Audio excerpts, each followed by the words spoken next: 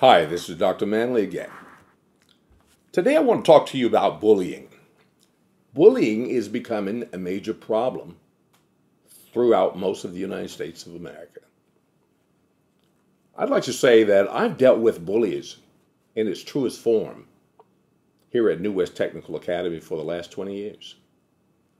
And they tend to be normal kids who are seeking attention for the wrong reason.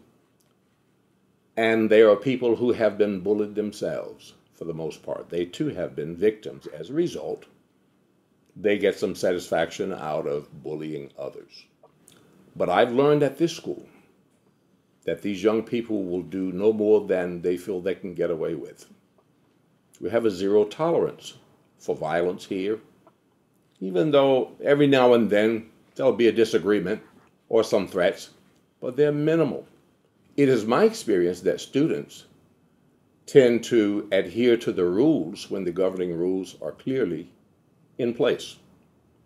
Someone is going to be in charge on the school campus.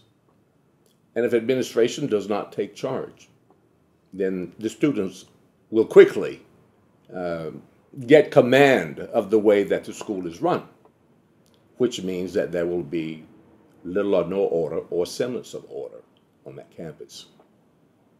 If we're able to buy into the needs of the kids as a result of understanding what causes the frustration in many of our kids, understanding what the difficulties are at home. For example, if you want to find a frustrated household, follow a frustrated kid home. If you want to find a bully household, follow a bullying kid home. Bullying kids tend to come from unruly families who do not have control over the kids. And this ordinarily goes back to the home front. Somebody has to accept responsibility.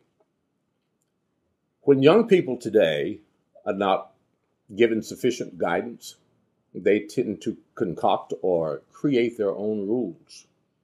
Unfortunately, they don't have the kind of experience due to a lack of longevity that will enable them to make the best decisions.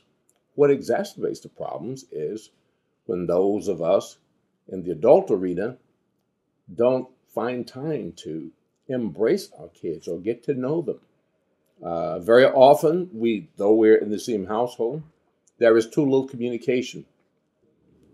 I think our approach in terms of how we deal with kids here at New West Technical Academy has worked very well.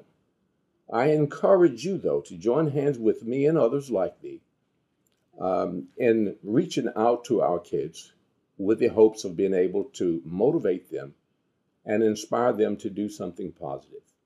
Set aside a few minutes of your time each day and get to know the concern. Listen to the concerns or frustrations of the kid in your community, even if just a next door neighbor.